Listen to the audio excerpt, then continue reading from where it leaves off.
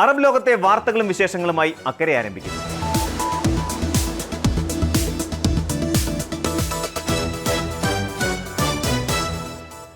മധ്യേഷ്യയിലെ മണ്ണിൽ വീണ്ടും യുദ്ധത്തിന്റെ ചോരമണം പടരുകയാണ്. പതിറ്റാണ്ടുകളായി പുകഞ്ഞുകൊണ്ടിരുന്ന രാഷ്ട്രീയ തർക്കങ്ങളും സൈനിക ഏറ്റുമുട്ടലുകളും ഇപ്പോൾ നിയന്ത്രണാതീതമായ ഒരു വലിയ തീപ്പൊരിയായി മാറി പശ്ചിമേഷ്യയാകെ വിഴുങ്ങാൻ ഒരുങ്ങി നിൽക്കുന്നു. ഐക്യരാഷ്ട്രസഭ ജനറൽ സെക്രട്ടറി ആന്റോണിയോ ഗുട്ടറസ് മുന്നറിയിപ്പ് നൽകിയതുപോലെ ഈ മേഖല ഇപ്പോൾ ചിന്തിക്കാൻ പോലും കഴിയാത്ത ഒരു വലിയ ദുരന്തത്തിന്റെ വക്കിലാണ് എത്തി നിൽക്കുന്നത്. രക്ഷാസമിതിയുടെ പ്രത്യേക യോഗത്തിൽ അദ്ദേഹം പങ്കുവച്ച ആശങ്ക വെറുമൊരു വാക്കല്ല, മറിച്ച് നിമിഷങ്ങൾക്കകം ലോകത്തിന്റെ സാമ്പത്തിക നട്ടെല്ലും സുരക്ഷാ ചട്ടക്കൂടും തകർത്തെറിയാൻ ശേഷിയുള്ള ഒരു വലിയ വൻ ദുരന്തത്തിന്റെ ഗൗരവമേറിയ പ്രഖ്യാപനമാണ്. ഒരു പ്രതിസന്ധി മറ്റൊന്നിന് ഇന്ധനമായി മാറുന്നതും സംഘർഷത്തിന്റെ ഓരോ പുതിയ അധ്യായവും അടുത്ത വലിയ യുദ്ധത്തിലേക്ക് വഴി തുറക്കുമെന്നതുമാണ് ഇന്ന് ലോകം കൺമുന്നിൽ കാണുന്നത്. പശ്ചിമേഷ്യയിൽ നയതന്ത്ര ചർച്ചകൾക്ക് പകരം മിസൈലുകളും ആധുനിക ഡ്രോണുകളുമാണ് ഇന്ന് സംസാരിക്കുന്നത്. ബഹ്റൈൻ, ജോർദാൻ, ഇറാഖ് തുടങ്ങിയ അയൽ രാജ്യങ്ങളെ സാക്ഷിയാക്കി ഇറാൻ നടത്തുന്ന കനത്ത ആക്രമണങ്ങൾ മേഖലയിലെ നിലവിലുള്ള സൈനിക സന്തുലിതാവസ്ഥയെ തീർത്തും അട്ടിമറിച്ചിരിക്കുന്നു. ബഹ്റൈനിലെ ആമസോൺ ഡേറ്റാ സെന്ററിന് നേരെയും ഷെയ്ഖ് ഈസ വ്യോമത്താവളത്തിന് നേരെയും നടന്ന മിസൈൽ ഡ്രോൺ ആക്രമണങ്ങൾ അന്താരാഷ്ട്ര സമൂഹത്തെ ഞെട്ടിക്കുന്നതായിരുന്നു. സിവിലിയൻ അടിസ്ഥാന സൗകര്യങ്ങളെയും സാങ്കേതിക വിദ്യകളെയും ലക്ഷ്യമിട്ടിട്ടുള്ള ഇത്തരം നീക്കങ്ങൾ പരമ്പരാഗത യുദ്ധരീതികളിൽ നിന്ന് വേറിട്ടൊരു പുതിയ ഭീഷണിയാണ് ഉയർത്തുന്നത്. ജോർദാനിലെ അൽ അസ്രഖ് വ്യോമത്താവളവും കുവൈറ്റിലെ പ്രമുഖ അമേരിക്കൻ സൈനിക ക്യാമ്പുകളും ലക്ഷ്യമിട്ട് ആരഷ് കാമിക്കാസെ ഡ്രോണുകൾ ഉപയോഗിച്ച് ആക്രമണം നടത്തിയെന്ന ഇറാന്റെ അവകാശവാദങ്ങൾ സ്ഥിതിഗതികൾ എത്രത്തോളം സങ്കീർണമാണെന്ന് തെളിയിക്കുന്നു. ഇതിനിടെ വീണ്ടും രാജ്യത്തിന്റെ സുരക്ഷ മുൻനിർത്തി ബഹ്റൈനിലുടനീളം അടിയന്തര അപായ സൈറനുകൾ മുഴങ്ങി. ജനങ്ങളിൽ പരിഭ്രാന്തി ഒഴിവാക്കാനും മുൻകരുതൽ നടപടിയുടെ ഭാഗമായി സുരക്ഷിത സ്ഥാനങ്ങളിലേക്ക് മാറാനും ആഭ്യന്തര മന്ത്രാലയം ഔദ്യോഗികമായി അഭ്യർത്ഥിച്ചു. എക്സ് പ്ലാറ്റ്ഫോമിലൂടെയാണ് അധികൃതർ ഈ നിർണായക സന്ദേശം പുറത്തുവിട്ടത്.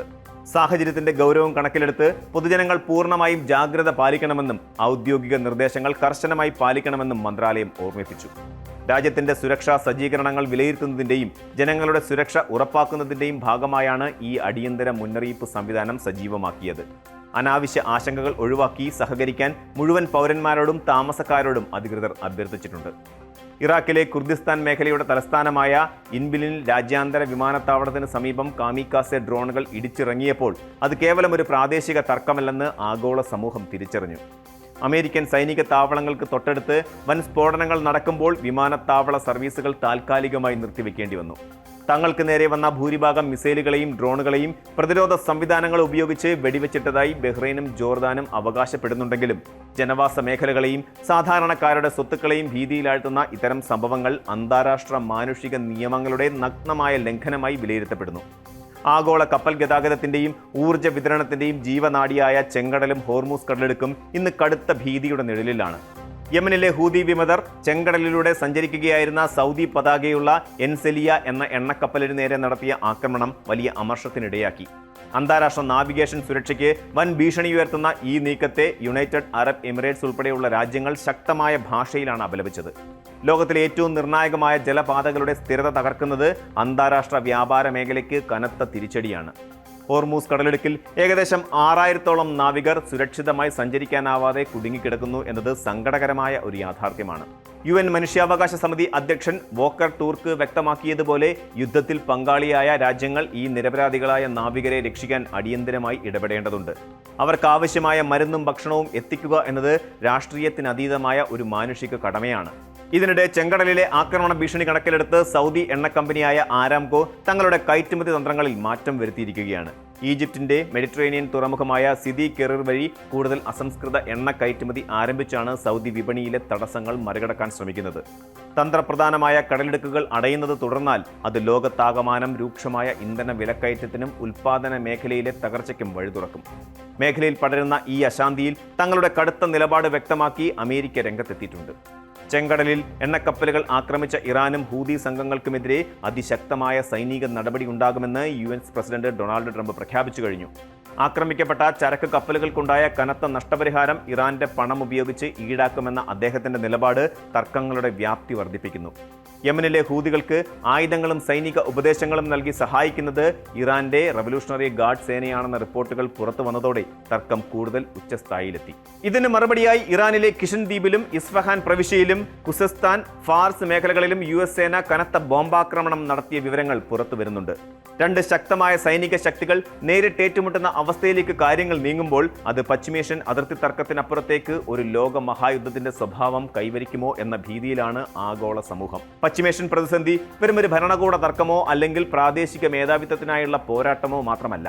അത് ദശലക്ഷക്കണക്കിന് നിരപരാധികളുടെ ജീവനെയും ആഗോള സാമ്പത്തിക സന്തുലിതാവസ്ഥയെയും നേരിട്ട് ബാധിക്കുന്ന ഒന്നാണ്.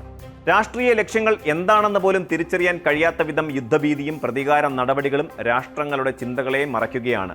UN സെക്രട്ടറി ജനറൽ മുന്നറിയിപ്പ് നൽകിയതുപോലെ ഓരോ ചെറു നീക്കവും അടുത്ത വലിയ വൻ ദുരന്തത്തിലേക്കുള്ള വഴിയൊരുക്കുകയാണ് ചെയ്യുന്നത്. ഇനിയൊരു വിട്ടുവീഴ്ചയില്ലാത്ത സൈനിക ഏറ്റുമുട്ടലുണ്ടായാൽ അത് അന്താരാഷ്ട്ര വിപണിയെയും എണ്ണ വിതരണത്തെയും മാത്രമല്ല, ലോക സമാധാനത്തെ തന്നെ സമ്പൂർണ്ണമായി അട്ടിമറിക്കും.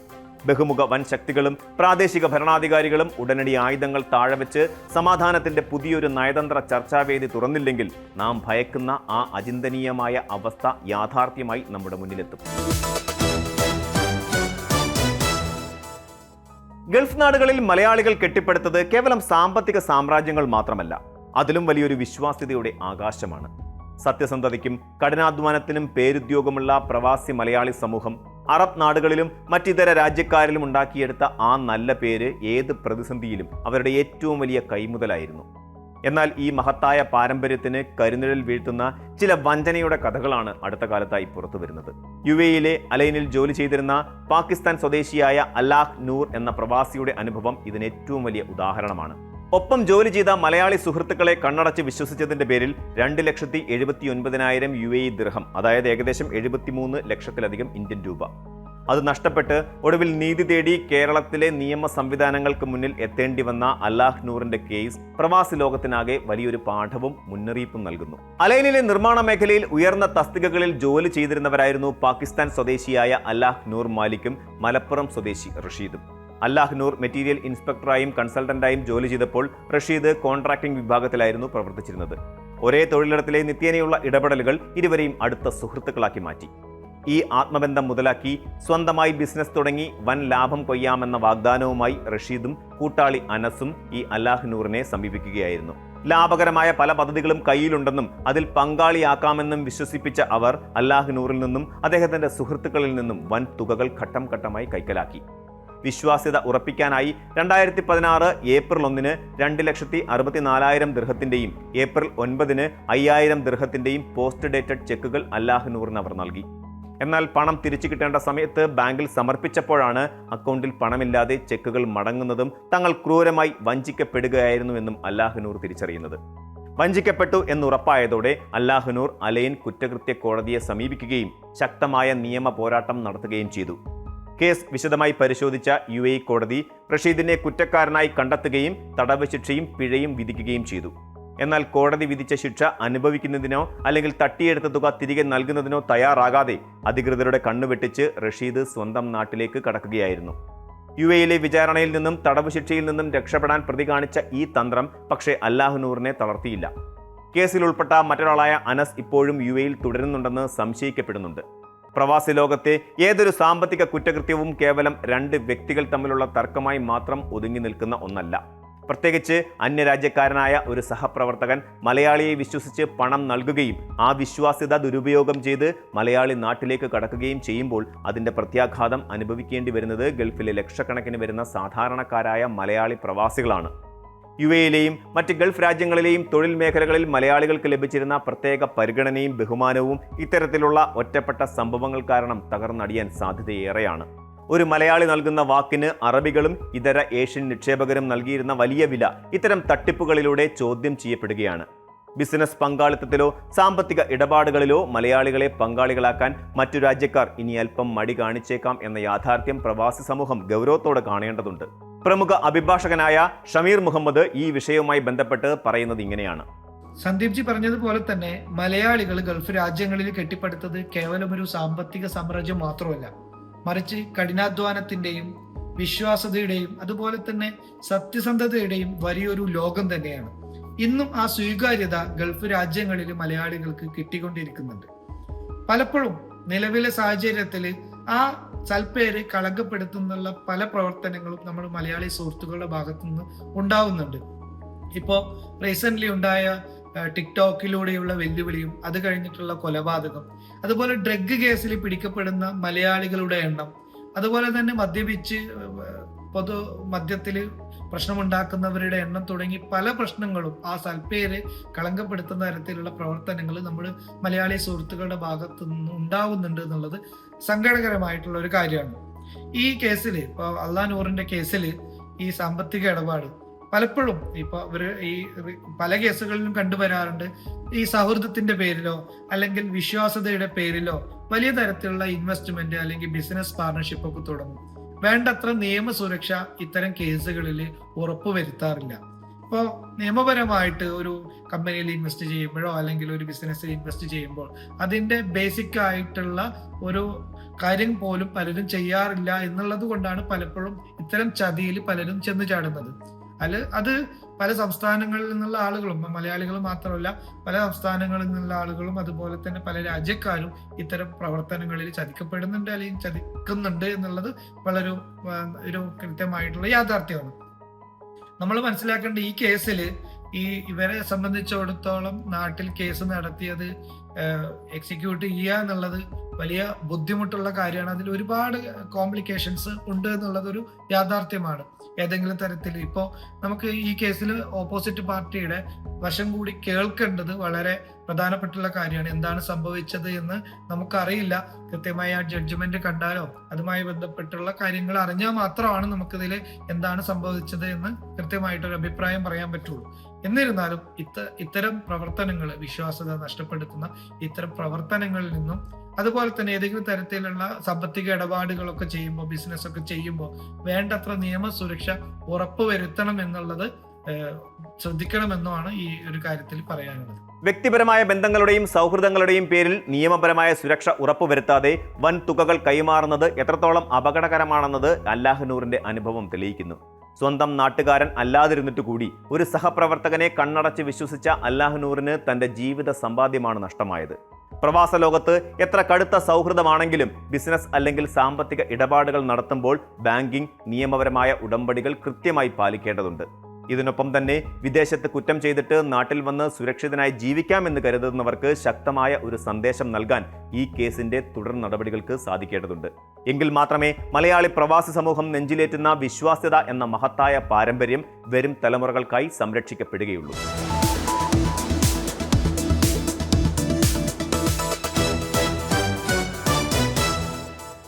പശ്ചിമേഷ്യൻ മേഖലയിൽ വീണ്ടും പുകയുന്ന ഭൗമ രാഷ്ട്രീയ സുരക്ഷാ അനിശ്ചിതത്വങ്ങൾ അന്താരാഷ്ട്ര നാവിഗേഷനെയും ആഗോള വ്യോമയാന മേഖലയെയും കടുത്ത പ്രതിസന്ധിയിലേക്കാണ് തള്ളിവിട്ടിരിക്കുന്നത്.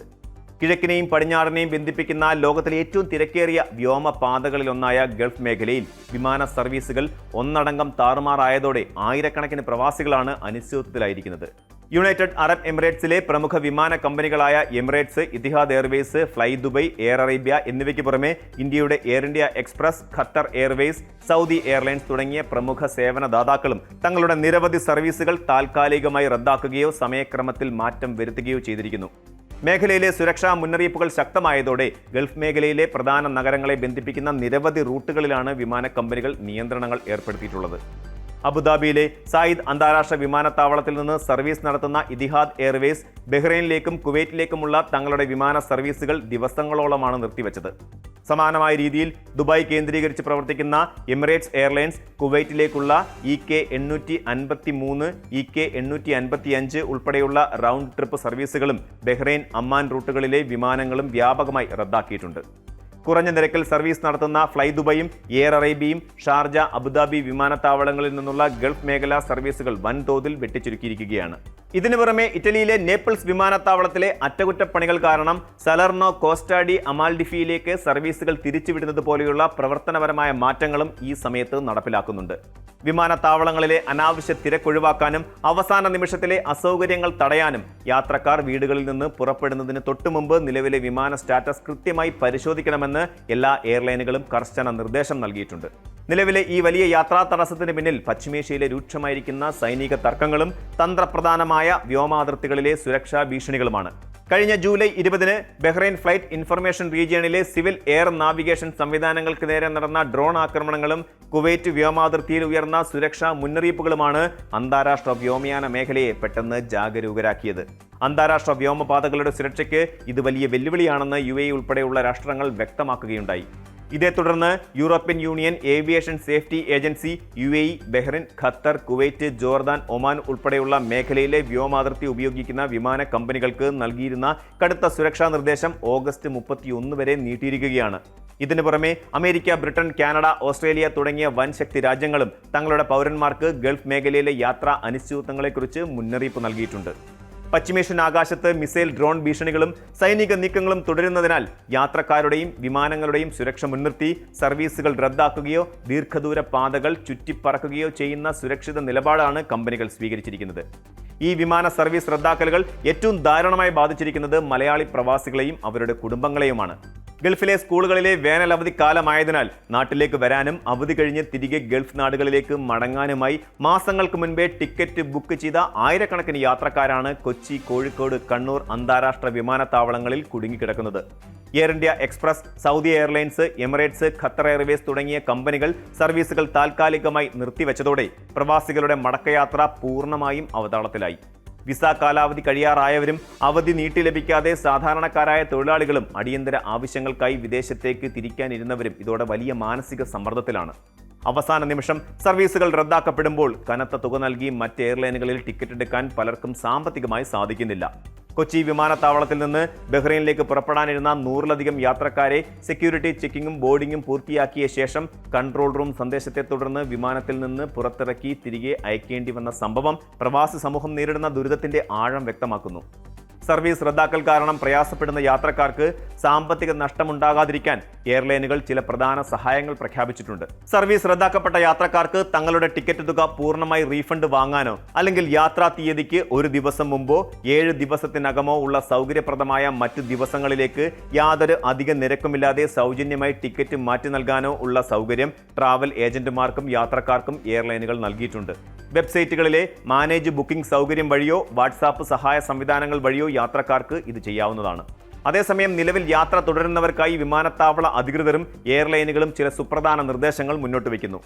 പുറപ്പെടുന്നതിന് കുറഞ്ഞത് 3 മണിക്കൂർ മുൻപെങ്കിലും വിമാനത്താവളത്തിൽ എത്തിച്ചേരേണ്ടതുണ്ട്. റോഡ് ഗതാഗത കുരുക്കുകളും ഇമിഗ്രേഷൻ കേന്ദ്രങ്ങളിലെ അധിക സുരക്ഷാ പരിശോധനകളും കണക്കിലെടുത്ത് അധിക സമയം കയ്യിൽ കരുതണം.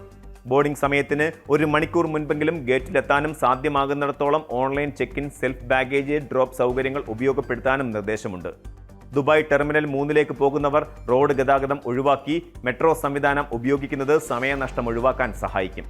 നൂതന സാങ്കേതിക വിദ്യയും ആധുനിക വിമാനങ്ങളും ലഭ്യമാണെങ്കിലും ഭൗമരാഷ്ട്രീയ സംഘർഷങ്ങളും സുരക്ഷാ ഭീഷണികളും ആഗോള ഗതാഗത ശൃംഖലയെ എത്ര പെട്ടെന്നാണ് നിശ്ചലമാക്കുന്നത് എന്നതിന്റെ ഓർമ്മപ്പെടുത്തലാണ് ഈ സംഭവം.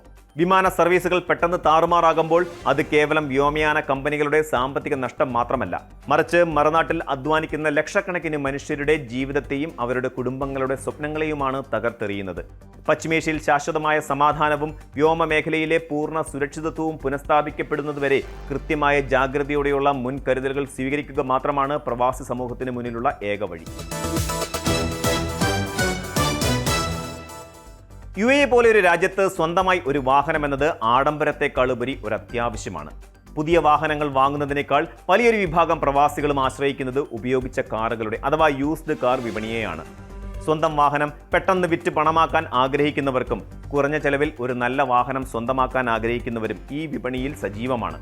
എന്നാൽ നിയമപരമായ കാര്യങ്ങൾ കൃത്യമായി മനസ്സിലാക്കാതെ വാഹനം കൈമാറ്റം ചെയ്യാൻ ശ്രമിച്ചാൽ ചിലപ്പോൾ വലിയ വില കൊടുക്കേണ്ടി വരും. ചില ചെറിയ അശ്രദ്ധകൾ നിങ്ങളെ സാമ്പത്തിക ബാധ്യതകളിലേക്കും നിയമക്കുരുക്കുകളിലേക്കും എന്തിന് നാട്ടിലേക്ക് തിരികെ പോകാൻ കഴിയാത്ത അവസ്ഥയിലേക്ക് വരെ കൊണ്ടെത്തിച്ചേക്കാം. വാഹനം വിൽക്കുമ്പോഴും വാങ്ങുമ്പോഴും ശ്രദ്ധിക്കേണ്ടതും പലർക്കും അറിയാത്തതുമായ ചില സുപ്രധാന കാര്യങ്ങൾ എന്തൊക്കെയാണെന്ന് നമുക്കൊന്ന് നോക്കാം. വാഹനം വേഗത്തിൽ വിറ്റുപോകുവാൻ വേണ്ടി പലരും പ്രയോഗിക്കുന്ന ഒരു തന്ത്രമാണ് മുൽക്കിയ അഥവാ വാഹന രജിസ്ട്രേഷൻ കാലാവധി ഇനിയും ബാക്കിയുണ്ട് എന്ന പരസ്യം. ഈ പരസ്യം കണ്ട് നിരവധി ആവശ്യക്കാർ വന്നേക്കാം. പെട്ടെന്നുള്ള കച്ചവടത്തിന് വേണ്ടി പലരും പേപ്പർ വർക്കുകൾ ഒഴിവാക്കി വക്കാല അഥവാ പവർ ഓഫ് അറ്റോർണി എന്ന മാർഗം സ്വീകരിക്കുന്നു. ഇവിടെയാണ് ഭൂരിഭാഗം ആളുകൾക്കും വലിയ അബദ്ധം പിണയുന്നത്. വക്കാല നൽകുക എന്നതിനർത്ഥം ആ വാഹനം വിൽക്കാൻ മറ്റൊരാൾക്ക് നിങ്ങൾ അധികാരം നൽകുന്നു എന്നത് മാത്രമാണ്. നിയമപരമായി ആ വാഹനത്തിന്റെ ഉടമസ്ഥൻ അപ്പോഴും നിങ്ങൾ തന്നെയായിരിക്കും. വാഹനത്തിന്റെ പൂർണ്ണമായ ഉടമസ്ഥാവകാശം മാറാതെ കേവലം വിൽക്കാനുള്ള അധികാരം മാത്രം നൽകി വാഹനം മറ്റൊരാളെ ഏൽപ്പിക്കുന്നത് സ്വന്തം കഴുത്തിൽ കുരുക്കിടുന്നതിന് തുല്യമാണ്. വാഹനം വാങ്ങിയ ആൾ ഈ വക്കാല ഉപയോഗിച്ച് നിങ്ങളുടെ പേരിൽ തന്നെയുള്ള രജിസ്ട്രേഷനിൽ വാഹനം ഓടിക്കാൻ തുടങ്ങും. എന്നാൽ ആ വ്യക്തി വരുത്തിയ നിയമലംഘനങ്ങൾക്കും ട്രാഫിക് പിഴകൾക്കും പൂർണ്ണ ഉത്തരവാദി നിങ്ങളായിരിക്കും. റഡാറുകളിൽ പതിയുന്ന അമിത വേഗതയ്ക്കുള്ള പിഴകളും സിഗ്നൽ മറികടക്കുന്നതും മറ്റ് ട്രാഫിക് നിയമലംഘനങ്ങൾക്കുമുള്ള പിഴകളും നേരിട്ട് നിങ്ങളുടെ ട്രാഫിക് ഫയലിലേക്കാണ് വരിക. ഈ വ്യക്തി പിഴയടയ്ക്കാതെ മുങ്ങിയാൽ ആ വലിയ തുക മുഴുവൻ നിങ്ങൾ നിങ്ങളുടെ സ്വന്തം പോക്കറ്റിൽ നിന്ന് അടയ്ക്കേണ്ടി വരും. യുഎയിലെ പുതിയ നിയമപ്രകാരം ട്രാഫിക് പിഴകൾ പൂർണ്ണമായും അടച്ചു തീർക്കാതെ വിസ റദ്ദാക്കാൻ സാധിക്കില്ല. ദുബായ് ഒഴികെയുള്ള ചില എമിറേറ്റുകളിൽ വിസ റദ്ദാക്കാൻ ഒരുപക്ഷെ കഴിഞ്ഞേക്കുമെങ്കിലും നിങ്ങൾ എയർപോർട്ടിൽ എത്തുമ്പോൾ എമിഗ്രേഷൻ അധികൃതർ തടയുകയും യാത്രാവിലക്ക് നേരിടുകയും ചെയ്യും. വിറ്റുപോയെന്ന് നിങ്ങൾ വിശ്വസിക്കുന്ന ഒരു വാഹനത്തിന്റെ പേരിൽ വിമാനത്താവളത്തിൽ വെച്ച് യാത്ര മുടങ്ങുന്ന അവസ്ഥ എത്രത്തോളം ഭയാനകമാണെന്ന് ചിന്തിച്ചു നോക്കുക. പരിചയമില്ലാത്ത വ്യക്തികൾക്ക് വാഹനം കൈമാറുമ്പോൾ RTA വഴിയോ മറ്റ് ഔദ്യോഗിക കേന്ദ്രങ്ങൾ വഴിയോ ഉടമസ്ഥാവകാശം പൂർണ്ണമായും മാറ്റുക എന്നത് മാത്രമാണ് ഏറ്റവും സുരക്ഷിതമായ മാർഗം. പകുതി പണം മാത്രം വാങ്ങിക്കൊണ്ട് ബാക്കി തുകയ്ക്ക് പകരം ഒരു വക്കാല ഒപ്പിട്ട് നൽകുന്നത് വലിയ മണ്ടത്തരമാണ്. നിങ്ങളുടെ മുൻകൂർ സമ്മതമോ അറിവോ ഇല്ലാതെ തന്നെ ആ വാഹനം മൂന്നാമതൊരാൾക്ക് വിൽക്കാൻ വക്കാല കൈവശമുള്ളയാൾക്ക് എളുപ്പത്തിൽ സാധിക്കും. വക്കാല എന്ന രേഖയ്ക്ക് വാഹനം ആ വ്യക്തിയുടെ സ്വന്തം പേരിലേക്ക് മാറ്റാൻ മാത്രമല്ല മറ്റേതൊരു വ്യക്തിയുടെ പേരിലേക്കും മാറാനുള്ള അധികാരമുണ്ട്. ഇത്തരത്തിൽ വാഹനം മറ്റൊരാൾക്ക് വിറ്റ് പണവുമായി ആ വ്യക്തി നാടുവിട്ടാൽ നിങ്ങൾക്ക് ഒരു നിയമ പരിരക്ഷയും ലഭിക്കില്ല. മാത്രമല്ല വലിയ സാമ്പത്തിക നഷ്ടവും സംഭവിക്കും. വാഹനം വാങ്ങിയ വ്യക്തി നിങ്ങളുടെ പേരിലുള്ള മുൽക്കിയയുടെ കാലാവധി കഴിഞ്ഞിട്ടും അത് പുതുക്കാതെ ഓടിക്കുന്നത് സ്ഥിതിഗതികൾ കൂടുതൽ വഷളാക്കും. കാലാവധി കഴിഞ്ഞ മുൽക്കിയ ഉപയോഗിച്ച് വാഹനം നിരത്തിലിറക്കുന്നതിനുള്ള വലിയ പിഴകളും നിങ്ങളുടെ പേരിലായിരിക്കും രേഖപ്പെടുത്തുക. അതിലും അപകടകരമാണ് ഇൻഷുറൻസ് ഇല്ലാതെ വാഹനം ഓടിക്കുന്നത്. ഇൻഷുറൻസ് കാലാവധി കഴിഞ്ഞ വാഹനം അപകടത്തിൽപ്പെടുകയോ മറ്റെന്തെങ്കിലും നാശനഷ്ടങ്ങൾ ഉണ്ടാക്കുകയോ ചെയ്താൽ നിയമപരമായി വാഹനത്തിന്റെ ഉടമയായ നിങ്ങൾക്കെതിരെ ക്രിമിനൽ കേസുകൾ വരെ ഫയൽ ചെയ്യപ്പെട്ടേക്കാം. ഇത് ഭാവിയിൽ നിങ്ങളുടെ വിസ പുതുക്കുന്നതിനോ നാട്ടിലേക്ക് മടങ്ങുന്നതിനോ വലിയ തടസ്സമായി മാറും. ഇത്തരം സാഹചര്യങ്ങൾ ഉണ്ടായാൽ ഒട്ടും സമയം കളയാതെ അടുത്തുള്ള പോലീസ് സ്റ്റേഷനുമായി ബന്ധപ്പെട്ട് വിവരങ്ങൾ ധരിപ്പിക്കേണ്ടത് അത്യന്താപേക്ഷിതമാണ്. മറുവശത്ത് യുഎയിൽ നിന്ന് ഒരു യൂസ്ഡ് കാർ വാങ്ങാൻ ഉദ്ദേശിക്കുന്നവരും ചില സുപ്രധാന കാര്യങ്ങൾ അറിഞ്ഞിരിക്കേണ്ടതുണ്ട്. വാഹനം പുറമേ കാണാൻ എത്ര മനോഹരമാണെങ്കിലും അതിൽ മാത്രം ആകർഷകരായി വാഹനം വാങ്ങരുത്. ആദ്യം തന്നെ വാഹനത്തിന്റെ ചേസിസ് നമ്പർ അഥവാ വിൻ നമ്പർ ഉപയോഗിച്ച് എമിറേറ്റ്സ് വെഹിക്കിൾ ഗേറ്റ് വഴിയോ ആഭ്യന്തര മന്ത്രാലയത്തിന്റെ ഔദ്യോഗിക വെബ്സൈറ്റുകൾ വഴിയോ വാഹനത്തിന്റെ അപകട ചരിത്രം പരിശോധിക്കണം. മുൻപ് വലിയ അപകടങ്ങളിൽപ്പെട്ട വാഹനങ്ങൾ പലപ്പോഴും കേടുപാടുകൾ തീർത്ത് കുറഞ്ഞ വിലയ്ക്ക് ആകർഷകമായ രീതിയിൽ വിപണിയിൽ എത്തിക്കാറുണ്ട്. അതുപോലെ വാഹനത്തിന്റെ മുൻ ഉടമകളുടെ എണ്ണം പരിശോധിക്കുന്നതും നല്ലതാണ്. പല പേരുകളിൽ പെട്ടെന്ന് കൈമാറ്റം ചെയ്യപ്പെട്ട വാഹനമാണെങ്കിൽ അതിലെന്തെങ്കിലും സാങ്കേതിക തകരാറുകൾ ഉണ്ടാകാൻ സാധ്യതയുണ്ട്. RTO പാസിംഗ് സെന്ററുകളിൽ നിന്നുള്ള പരിശോധനാ റിപ്പോർട്ട് പ്രധാനമാണെങ്കിലും അതിൽ മാത്രം പൂർണ്ണമായി വിശ്വസിക്കരുത്. നിങ്ങൾക്ക് വിശ്വാസമുള്ളതും അംഗീകാരമുള്ളതുമായ മെക്കാനിക്കിനെ കൊണ്ട് എഞ്ചിൻ കാര്യക്ഷമത, ഗിയർ ബോക്സ്, സസ്പെൻഷൻ തുടങ്ങിയവ വിശദമായി പരിശോധിപ്പിക്കേണ്ടതും അനിവാര്യമാണ്.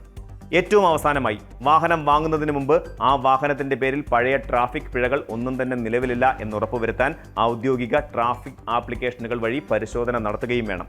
ചുരുക്കത്തിൽ യുഎയിലെ വാഹന വിപണി വളരെ സുതാര്യവും മികച്ചതുമാണെങ്കിലും നിയമങ്ങളിലെ പഴുതുകൾ മനസ്സിലാക്കാതെയുള്ള എളുപ്പ വഴികൾ എപ്പോഴും വലിയ അപകടങ്ങളിലേക്കാണ് നയിക്കുന്നത്. വാഹനം വിൽക്കുമ്പോഴും വാങ്ങുമ്പോഴും ഉടമസ്ഥാവകാശം ഔദ്യോഗികമായി പൂർണ്ണമായും കൈമാറ്റം ചെയ്യുക എന്നത് മാത്രമാണ് സമാധാനപരമായി ഉറങ്ങാനുള്ള ഒരേയൊരു മാർഗം. സാമ്പത്തിക ലാഭത്തെക്കാൾ ഉപരി നിയമപരമായ സുരക്ഷിതത്വത്തിന് മുൻഗണന നൽകുന്നത് നിങ്ങളുടെ പ്രവാസ ജീവിതം സുഗമമാക്കും. ഗൾഫ് മേഖലയിൽ വേനൽക്കാലം അതിന്റെ ഏറ്റവും കഠിനമായ ഘട്ടത്തിലേക്ക് കടക്കുകയാണ്. വരും ദിവസങ്ങളിൽ യുഎയിലും സൗദി അറേബ്യയിലും അതിശക്തമായ ഉഷ്ണതരംഗവും ഉയർന്ന താപനിലയും അനുഭവപ്പെടുമെന്ന് ദേശീയ കാലാവസ്ഥാ നിരീക്ഷണ കേന്ദ്രങ്ങൾ മുന്നറിയിപ്പ് നൽകുന്നു. രാജ്യങ്ങളുടെ ഉൾനാടൻ പ്രദേശങ്ങളിലും വ്യവസായ മേഖലകളിലും താപനില സാധാരണ നിലയിലേക്ക് അപ്പുറത്തേക്ക് ഉയർന്നേക്കാം. അറേബ്യൻ മരുഭൂമിയെ ചുട്ടുപൊള്ളിക്കുന്ന ഈ കഠിനമായ കാലാവസ്ഥ പ്രത്യേകിച്ച് പുറം ജോലികളിലും നിർമ്മാണ മേഖലകളിലും ഏർപ്പെടുന്ന ലക്ഷക്കണക്കിന് മലയാളി പ്രവാസികൾക്കും മറ്റ് തൊഴിലാളികൾക്കും വലിയ ആരോഗ്യ വെല്ലുവിളികളാണ് ഉയർത്തുന്നത്. സൗദി അറേബ്യയുടെ വിവിധ ഭാഗങ്ങളിൽ അതിശക്തമായ ചൂട് തുടരുന്നതിനിടെ രാജ്യത്തിന്റെ കിഴക്കൻ പ്രവിശ്യയിൽ താപനില 49 മുതൽ 50 ഡിഗ്രി സെൽഷ്യസ് വരെ ഉയർന്നേക്കാമെന്ന് ദേശീയ കാലാവസ്ഥാ കേന്ദ്രം വ്യക്തമാക്കുന്നുണ്ട്. ഉച്ചയ്ക്ക് ശേഷമുള്ള സമയങ്ങളിലാണ് ഉഷ്ണതരംഗം ഏറ്റവും രൂക്ഷമാകാൻ സാധ്യതയുള്ളത്. ദമാം, ദഹ്റാൻ, ഖഫ്ജി, നൈരിയ, ഖരിയത് അൽ ഉല്യ, ജുബൈൽ, റാസ് തനൂറ, ഖത്തീഫ്, അൽ ഖോബർ, അതുപോലെ ബുഖൈഖ്, അൽ ഉദൈദ്, ദിബ്ലൂത്തൻ, അൽ അസ്ഹ എന്നീ നഗരങ്ങളിലും അവയ്ക്ക് ചുറ്റുമുള്ള പ്രദേശങ്ങളിലുമാണ് പ്രധാനമായും ജാഗ്രതാ നിർദ്ദേശം നൽകിയിട്ടുള്ളത്. കിഴക്കൻ പ്രവിശ്യയ്ക്ക് പുറമെ മറ്റ് നഗരങ്ങളിലും ചൂട് കനക്കുകയാണ്. അൽ ആസിയിലും വാദി ദവാസിലും താപനില 48 ഡിഗ്രി സെൽഷ്യസ് വരെ എത്തിയപ്പോൾ തലസ്ഥാനമായ റിയാദിലും ഷറൂറയിലും താപനില 45 ഡിഗ്രി സെൽഷ്യസിലേക്ക് ഉയർന്നിട്ടുണ്ട്. യുഎയിലും വരും ദിവസങ്ങളിൽ കനത്ത ചൂടാണ് പ്രതീക്ഷിക്കുന്നത്. രാജ്യത്തിന്റെ ഉൾനാടൻ പ്രദേശങ്ങളിൽ താപനില 40 ഡിഗ്രി സെൽഷ്യസിന് മുകളിലേക്ക് ഉയരുമെന്നും അബുദാബിയിലെ ലിവ മേഖലയിൽ ചൂട് 46 ഡിഗ്രി സെൽഷ്യസ് സെൽഷ്യസ് വരെ രേഖപ്പെടുത്തിയേക്കുമെന്നും കാലാവസ്ഥാ കേന്ദ്രം അറിയിച്ചിട്ടുണ്ട്. തീരദേശ നഗരങ്ങളിൽ അന്തരീക്ഷ ഈർപ്പം കാരണം താപനിലയിൽ നേരിയ വ്യത്യാസങ്ങൾ അനുഭവപ്പെടാമെങ്കിലും അബുദാബിയിലും ഷാർജയിലും 42 ഡിഗ്രി സെൽഷ്യസും ദുബായിൽ 40 ഡിഗ്രി സെൽഷ്യസും വരെ ചൂട് ഉയരാം. നിലവിൽ കാറ്റിന്റെ വേഗത മണിക്കൂറിൽ 10 മുതൽ 20 കിലോമീറ്റർ വരെയാണെങ്കിലും ചില സമയങ്ങളിൽ അത് 30 കിലോമീറ്റർ വരെ ഉയർന്നേക്കാം. പ്രത്യേകിച്ച് വാരാന്ത്യ ദിവസങ്ങളിൽ കാറ്റിന്റെ വേഗത മണിക്കൂറിൽ 35 കിലോമീറ്റർ വരെയാകാൻ സാധ്യതയുള്ളതിനാൽ തുറസായ സ്ഥലങ്ങളിൽ ജോലി ചെയ്യുന്നവർ ജാഗ്രത പാലിക്കേണ്ടതുണ്ട്. അറബ് ലോകത്തെ വാർത്തകൾ അവസാനിക്കുന്നില്ല. കൂടുതൽ മികച്ച കാഴ്ചകളും വിശേഷങ്ങളുമായി നാളെ വീണ്ടും നമുക്ക് അക്കരയിലൂടെ കാണാം. അതുവരെ thank you and good night.